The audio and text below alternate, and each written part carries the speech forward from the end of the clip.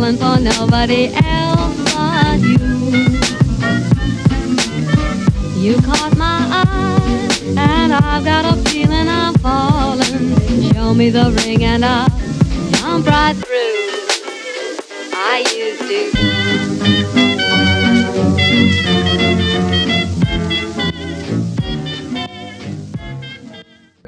It's not a huge freeway, so it doesn't have a huge impact on the quality of the public space nearby, but the road itself is designed to move cars. So I think this is a very important point because often internationally people will try to prioritize every single mode of transportation on one street when that's very difficult to do because inherently there are some conflicts between the modes. If you have a lot of people driving on the street, that affects the quality of the cycling experience.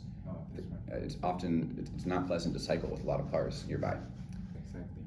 And these cycle streets, you've seen the red pavements. These are only effective here when there's low car traffic. Yeah. There are some instances where some cities try to do them with still having a decent amount of people driving, but people will not enjoy cycling, especially younger people, kids, older adults, people that are newer to cycling, because when you have cars behind you constantly, it's not something you want to do. So, yeah, that's right.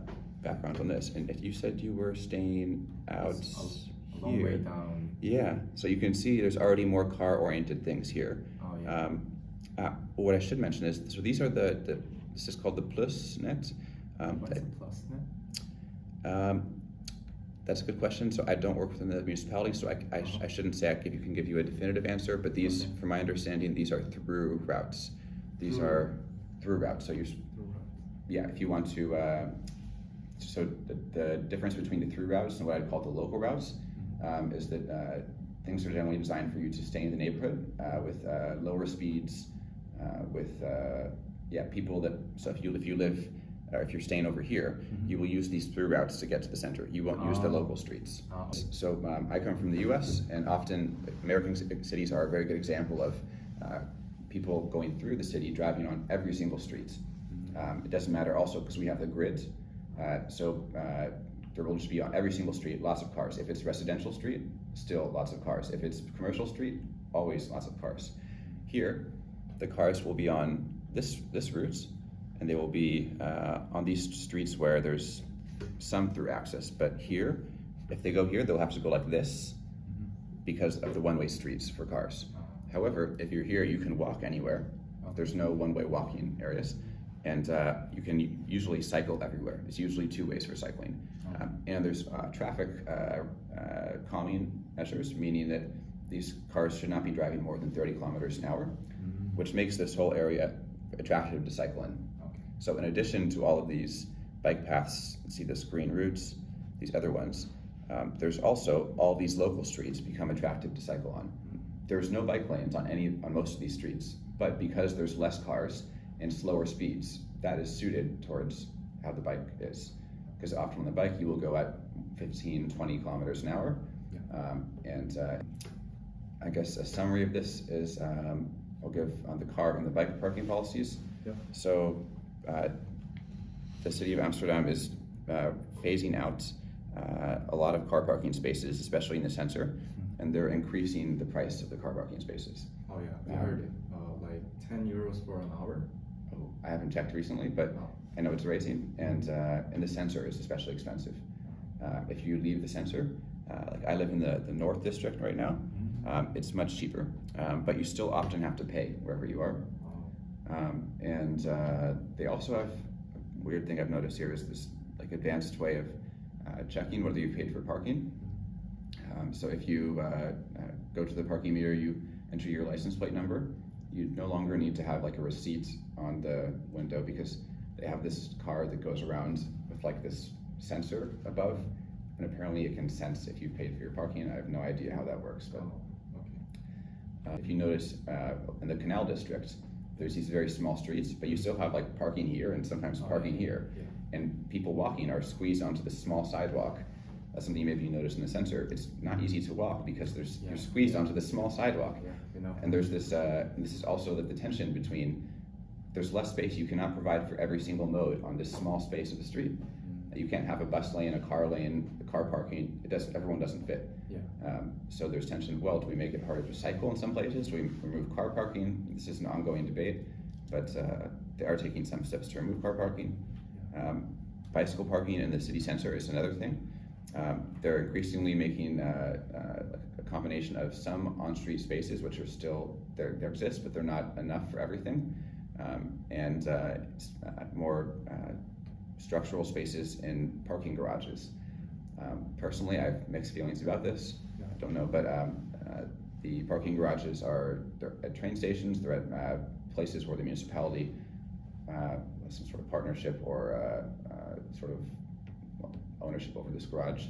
And they will hold much more people, from 1,000, 5,000, depending on the facility. Yeah. In Utrecht, for example, at the train station, they have one that's very, very big. I forget the exact amount, but they claim it's the largest in the world, and they justify it because they say there's so many people cycling to the station, they need to have the space.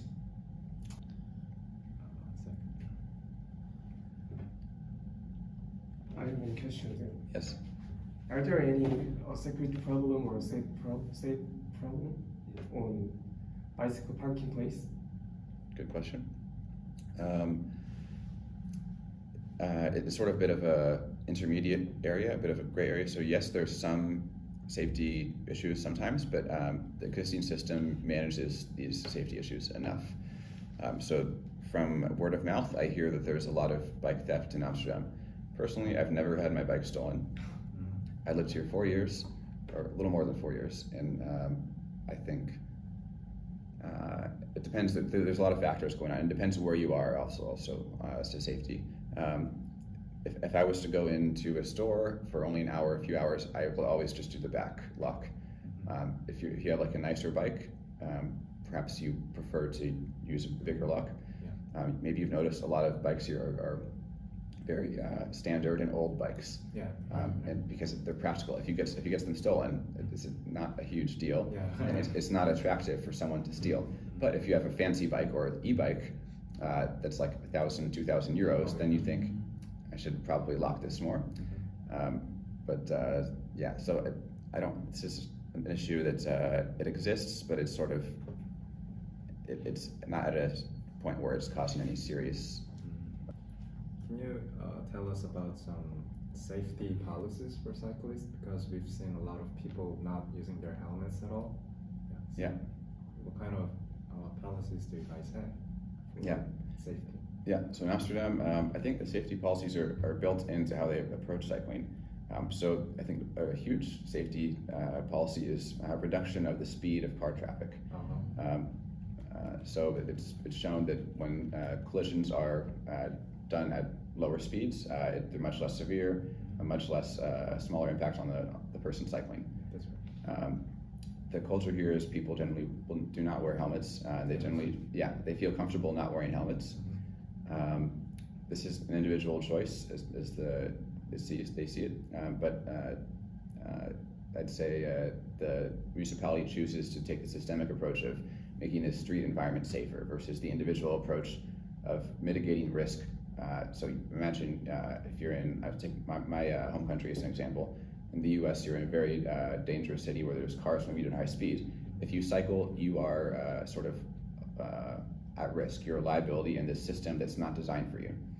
So you need to wear the helmet because there's a very high chance that you're going to get hit by a car, that you're going to fall, that there's going to be an injury. Here, they reduce the chance that that's going to happen. Also, there's an education component. That was one of the questions, but there's much more integrated training for drivers compared to where I'm from, a much stronger, harder sort of driving exam. So there's much more awareness for drivers of the people who are also cycling.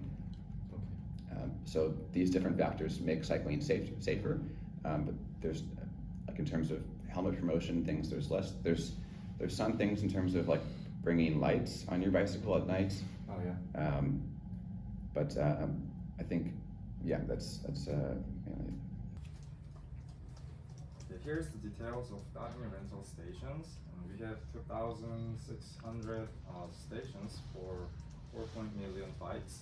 It's almost near public transportation, such as metro stations and bus stops. and it's also well equipped around Han River parks. So you can visit Han River Park. And when installing stations, we have several criteria like distance and walking space and demand and facilities like that. Expansion of public bike supply has shown outstanding performance. We provided 4 million darimi, which is approximately 7 times increased compared to 2016. And members has also increased by 15 times. We are sure that all these indicators proves bicycle is becoming one of the main transportation in Seoul. Public transportation in Seoul, such as metros and buses, is too crowded, so it's almost impossible to bring bikes inside during a rush hour. To reinforce bikes' connection with public transportation, bring bikes on metro or bus should be allowed. Also, cities doing a lot of campaigns and events to enhance awareness of bikes as an eco-friendly and safe transport. Campaigns like STEM tour or safety training and cycling events were held. And we do also have promoting like YouTube channels. It helps cyclists and PM users to know like riding etiquette and also attracts non-riders through online. This is the plan for CRT network established by 2030, and you can see the red lines, that's the short-term project, and blue lines are mid-term, and the dark blue ones are for long-term project. But the key point is expanding bike roads and reconnect disconnected sections by bicycle lanes. Yeah.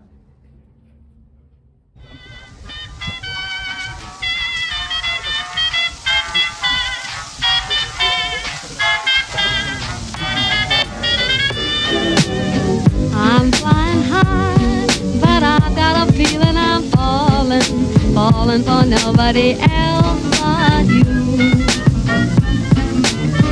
You caught my eye, and I've got a feeling I'm falling. Show me the ring and I'll jump right through.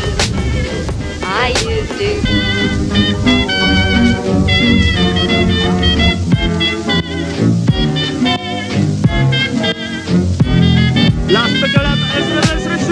I'm flying high, but I've got a feeling I'm falling for nobody else but you.